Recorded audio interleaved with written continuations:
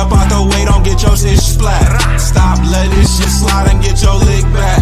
And get your lick back. Get your lick back. If a nigga owe you something, ain't no chit chat. Better stay up out the way, don't get your shit splat. Stop, let this shit slide and get your lick back. And get your lick back. I feel like I'm JX. J-Way. I'm a perfectionist. Adderall got me restless. I'm gone. Run with a wild crew, they get reckless. Young boy, come up off that neck. Give me Into that. the trends. See a lead, be the band.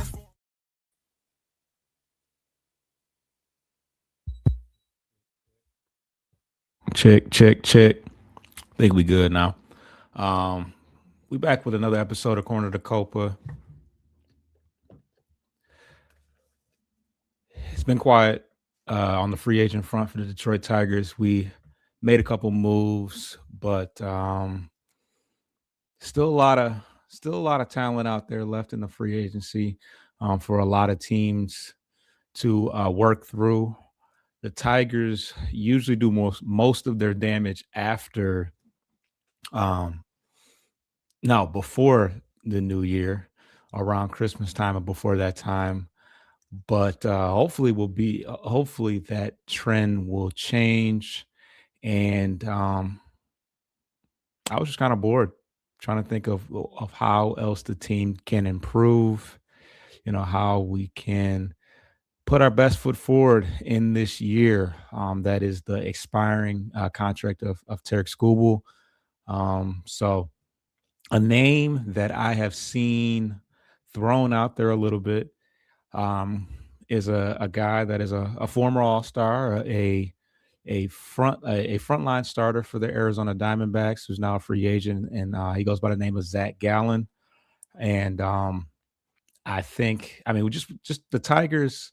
The one thing that the Tigers, Kenley Jansen talked about it. We were just a pitcher or two short. We had a lot of injuries and we fell apart and we just ran out of arms. This is a player that has some ace level potential. He's 30 years old, but he has the potential to possibly take over as the ace if Tarek Skubal leaves. And I think he would completely round out our pitching rotation. Obviously, as of right now, we got Skubal, we got Flaherty, we got Olsen and Mize, and then we have a number of guys that could be the number 5 starter. Oh, Melton as well. But we don't know, as far as Flaherty is concerned. He's coming off a rough year. He opted into his contract because he knew that he could not get $20 million anywhere else. So we really don't know what to make of that. Although I think he's projected to have the highest WAR amongst starting pitching outside of Tarek Skubal. But outside of that, Mize had a pretty good year, but tough to say whether or not he can duplicate that. And Reese Olson has been hurt every year. Melton is another guy that has a potential to be a high end rotational guy, but he will be coming into his first full year of action. And Olsen has yet to pitch a full year. So a guy like Zach Gallen, especially at the price that you might get him, will be a nice guy to take over, especially if we end up trading Skubal at the deadline or just lose him for nothing, which would be unfortunate, but that's also something that we could be faced with. So let's pull up Zach Gallen's Savant page here. This guy is an innings eater. He was an all-star in 2023, and his probably his best year was in 2022, where he was a 5 wins above replacement, a 5 WAR player.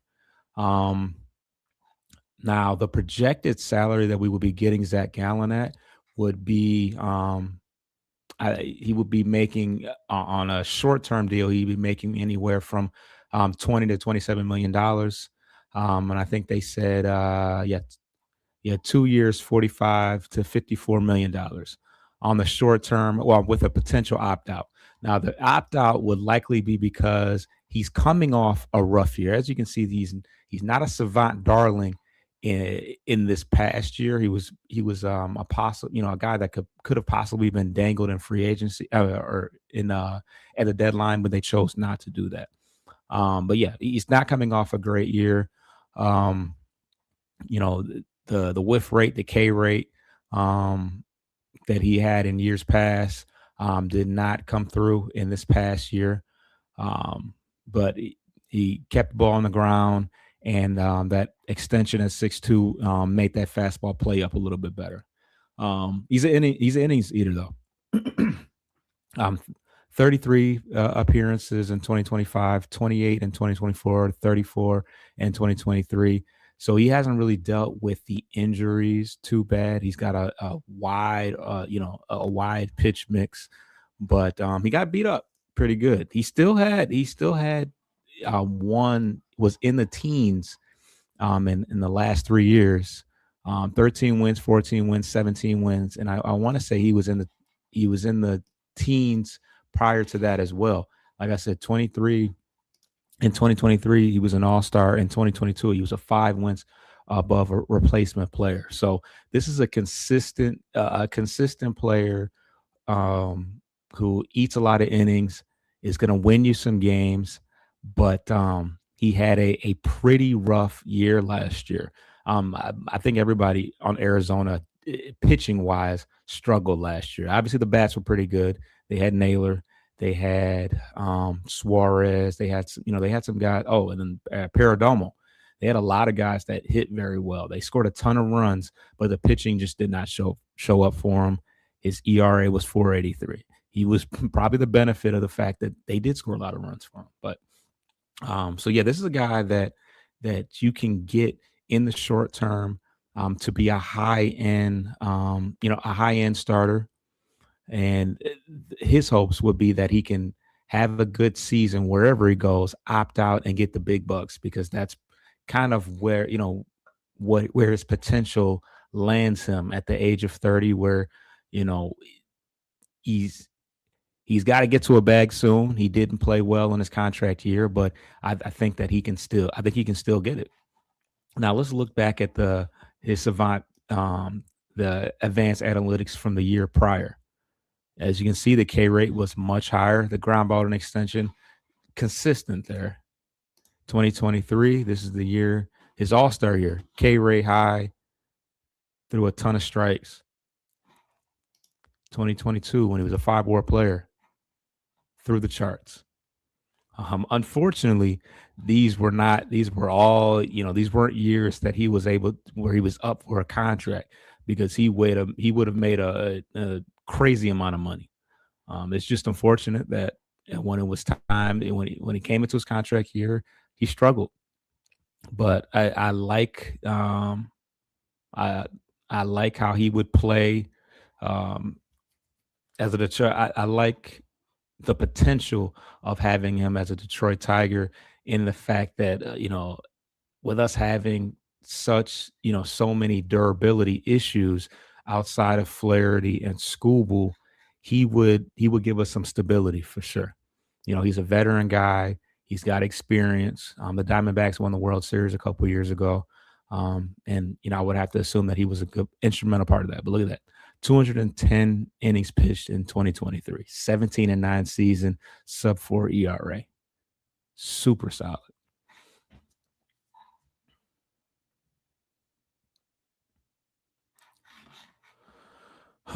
But yeah, he it's a guy that I'm seeing his name is floating around a little bit for us. I have no idea if Scott Harris is interested in adding anybody else to the starting pitching staff.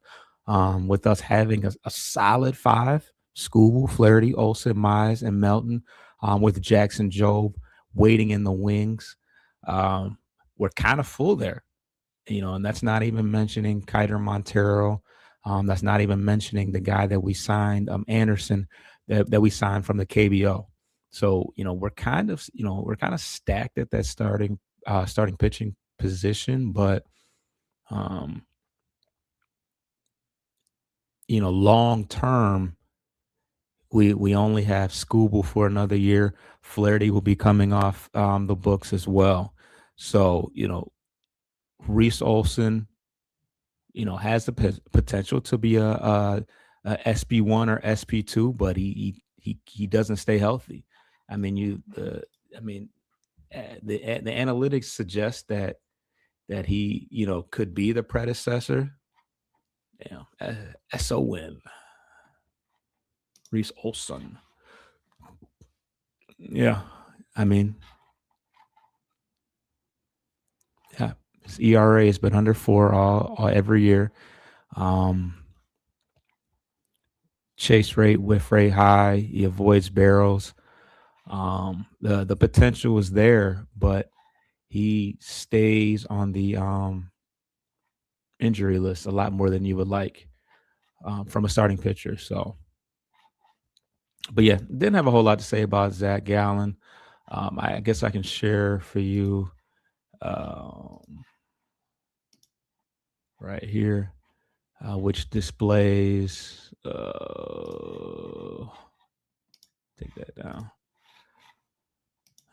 Multi-year deal for 20 to 27 million. Says depending on his 2025 performance and team interest, teams like the Cubs and Angels mentioned as suitors, his contract will likely reflect a balance between a Cy Young caliber peak in 2023, which I talked about, and somewhat less dominant in 2025.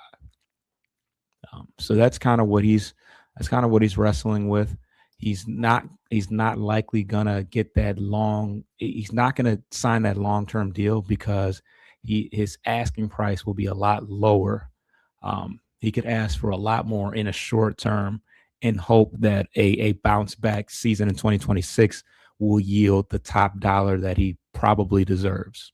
So it's a nice buy low candidate for us if we decide, if he decides to opt out and go and get the big bucks.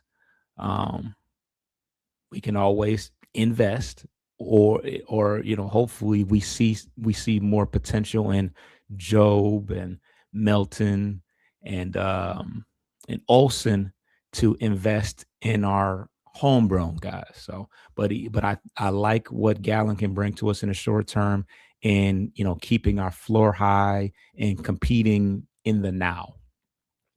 So I'll wrap it up. We'll have a lot more profiles coming up. I still got some more prospects to do, and maybe we'll bring you some more potential free agent profiles as well. Subscribe to the channel. Bleachers to Speakers, Corner to Copa. It's quiet right now, so not much to talk about. Any minute now there could be some more action. We'll just have to wait and see. But it's your boy Foster Child. I'm out. Get your lick back. If a nigga gon' do something, ain't no chit chat. Better stay up out the way, don't get your